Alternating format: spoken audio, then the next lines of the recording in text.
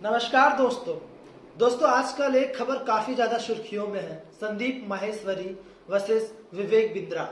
जनता और व्यूअर्स इस खबर को बहुत ही ज्यादा चुस्की लेकर देख रहे हैं और ये टॉपिक बहुत ही ज्यादा ट्रेंड कर भी रहा है।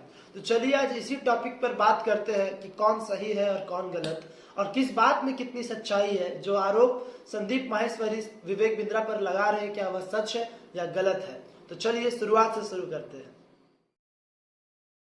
तो दोस्तों आरोप यह है कि विवेक बिंद्रा और उनकी कंपनी एक ऐसा प्रोडक्ट बेच रही है जिसमें वह दावा करती है, यह प्रोडक्ट बेसिकली एक कोर्स है और यह कोर्स बेचते वक्त कंपनी यह दावा करती है कि इस कोर्स को कंप्लीट करने के बाद आप लाखों रुपए कमा सकते हैं, और अगर आप लाखों रुपए नहीं कमा पाएंगे तो हम आपको आपके पूरे पैसे रिफंड कर देंगे बिना एक भी क्वेश्चन किए हुए।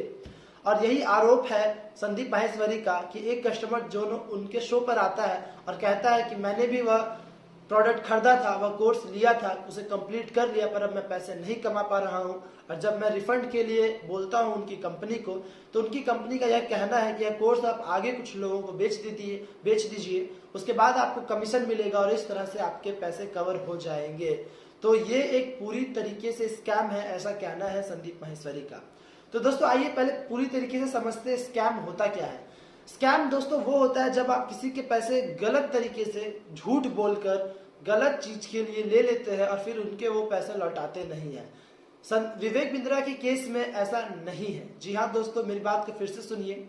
विवेक बिंद्रा के केस में ऐसा नहीं है, यह कोई स्कैम नहीं है, यह एक बिजनेस फेलियर है। यह एक ऐसा बिजनेस मॉडल है जो कि फेल हो चुका है, धराशायी हो चुका है, लेकिन इसमें कोई भी स्कैम जैसी बात नहीं है। मैं आपको एक एग्जाम्पल के साथ थोड़ी अच्छे से समझाता हूँ। मान लीजिए कि मैंने मार्केट से पैसे लिए और पैसे लेकर मैं ये कहता हूँ कि मैं अपना बिजनेस बनाने जा रहा हूँ। जैसे मेरा बिजनेस बन जाएगा वैसे मैं आप लोगों को पैसे कुछ इंटरेस्ट के साथ लौटा दूंगा। इसमें आपका भी फायदा, हमारा भी फायदा, लोग मुझे पैसे देते भी है। मगर जैसे ही मैं अपने बिजनेस बनाने जाता हूँ, मेरा बिजनेस फ्लॉप हो जाता है, गिर जाता है और बिजनेस रन नहीं कर पाता, मेरे पैसे भी डूब जाते हैं, मैं बैंकरप्ट हो जाता हूँ और मैं वापस उन लोगों के पैसे लौटा भी नहीं पाता। तो ये मेरा बिजनेस फेलियर है, ना कि कोई स्कैम। स्कैम तब होता जब मैं उन लोगों से पैसे ले लेता और कहता कि मैं बहुत बड़ा बिजनेस स्टार्ट करूंगा, और मैं कोई बिजनेस स्टार्ट नहीं करता और यहाँ से भाग जाता, उन लोगों के कॉन्टेक्ट से दूर हो जाता, देश छोड़कर भाग जाता, तब उसे आप स्कैम कह सकते थे। मगर यह एक बिजनेस मॉडल फेलियर है, ना कि कोई स्कैम है। अगर इसे आप और अच्छे से समझना चाहते हैं तो मैंने राहुल मलोदिया, जो कि एक यूट्यूबर भी है, एक सीए भी है और जाने माने बिजनेस कंसल्टेंट कोच भी है, उनका वीडियो अपने डिस्क्रिप्शन बॉक्स में डाल दिया है, आप देख लीजिएगा। उन्होंने इस बिजनेस फेलियर को पूरे अच्छे तरीके से समझाया है। तो जी हाँ दोस्तों, एक बार फिर से समझिए कि यह कोई भी स्कैम नहीं है, यह सिर्फ एक बिजनेस फेलियर है।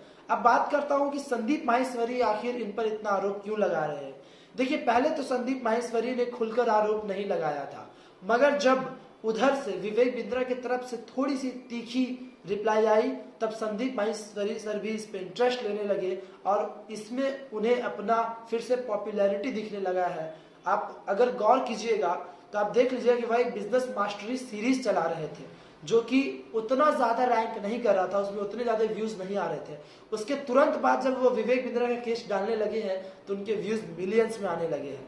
यही कारण है कि संदीप माहेश्वरी विवेक बिंद्रा पे इतने एलिगेशन लगा रहे हैं।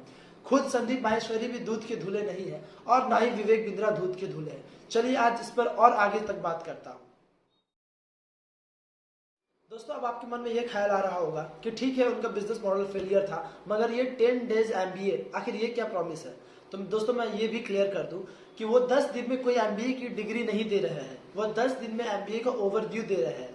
यह बिल्कुल उसी तरह है जिस तरह मान लीजिए एमबीए का जो सबसे मेन एंट्रेंस एग्जाम होता है, जिसे हम कैट कहते हैं, कॉमन एडमिशन टेस्ट, वो हर साल होता है और उसकी तैयारी के लिए स्टूडेंट के पास लगभग 1 साल होता है। हर इंस्टीट्यूट 1 साल का ही कोर्स निकालती है उसकी तैयारी के लिए, मगर जब 6 महीने बीत जाते हैं तो एक फास्ट कोर्स निकाला जाता है। जब 9 महीने बीत जाते हैं और सिर्फ 3 महीने ही रह जाते हैं तो एक क्रैश कोर्स निकाला जाता है जो 3 महीने में ही कैट की तैयारी करवाने का दावा करती है। तो दोस्तों आप खुद सोचिए, जो बच्चा 1 साल से मेहनत कर रहा है, क्या उसकी बराबरी की तैयारी वह 3 महीने में वही इंस्टीट्यूट करवा देगी? ऐसा नहीं होता। मगर हाँ, ये उसके ऊपर की ओवरव्यू बता देती है। आप 100 में से 100 नंबर तो नहीं ला पाएंगे, मगर इतने नंबर जरूर ले आएंगे कि आप पास हो जाए। 10 डेज MBA भी बिल्कुल उसी तरह है। वह 10 दिन में आपको MBA की डिग्री नहीं दे रहे हैं, 10 दिन में आपको MBA का ओवरव्यू दे रहे हैं। क्योंकि अब उन पे आरोप लग रहा है, इसलिए 10 डेज MBA को भी गलत तरीके से मैनिपुलेट किया जा रहा है। दोस्तों अब आप कह सकते हैं कि चलिए मैंने ये भी मान लिया कि 10 डेज MBA भी बिल्कुल सही है, मगर हाल ही में उनकी पत्नी ने उन पर आरोप लगाया है कि उन्होंने उनके साथ बहुत ज़्यादा मारपीट की है। तो जो आदमी पर्सनल लाइफ में इतना बुरा हो सकता है, मैं कैसे मान लूँ कि उसने बिजनेस में गलत नहीं किया होगा। तो दोस्तों मैं इसके उत्तर में आप लोगों को कह देता हूँ कि वैसे तो वो उनकी पर्सनल लाइफ है, उस पर टिप्पणी करने का हमारा कोई अधिकार नहीं है, मगर फिर भी मैं कह देता हूँ कि उनकी पत्नी ने अभी सिर्फ उन पर आरोप लगाया है, यह सिद्ध नहीं हुआ है। यह बिल्कुल उसी तरह है जिस तरह की मोहम्मद शमी की पत्नी ने मोहम्मद शमी के ऊपर आरोप लगाए थे, मगर वह सिद्ध नहीं कर पाई, और हम सब आज देख रहे हैं कि क्या हुआ है मोहम्मद शमी के साथ। ठीक उसी तरह अभी विवेक बिंद्रा की पत्नी ने उन पर आरोप लगाया है, ऐसा बिल्कुल सिद्ध नहीं हुआ है, इसलिए वह कोई भी फैक्टर नहीं है इस बात को जज करने का कि विवेक बिंद्रा स्कैम कर रहे हैं या नहीं। दोस्तों मैं एक बात ये भी बता दूं कि संदीप माहेश्वरी सर को 1 गिनीज वर्ल्ड रिकॉर्ड मिला है और विवेक बिंद्रा सर को 9 गिनीज वर्ल्ड रिकॉर्ड।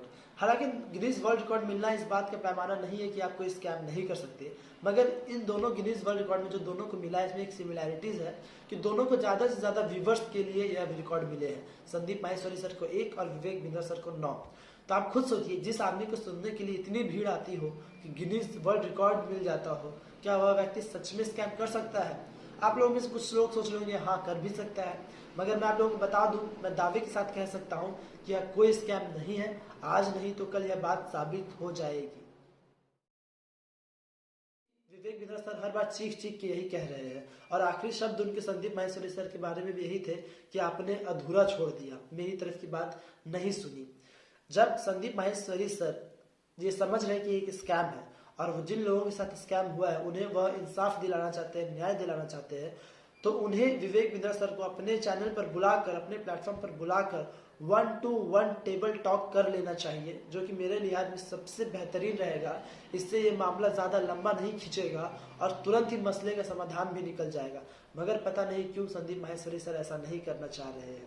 मैंने ये कहा नहीं कि मैं सही और सब गलत, पर मेरी गलती गलती है और उनकी गलती बात अलग। दोस्तों ये शेर सुनकर आप समझ ही गए होंगे मैं क्या कहना चाह रहा हूँ। अगर आप गलती ढूंढ रहे हैं तो दोनों तरफ में ढूंढिए, और अगर गुण भी ढूंढ रहे हैं तो दोनों तरफ में ढूंढिए। तो दोस्तों आज इस वीडियो में बस इतना ही।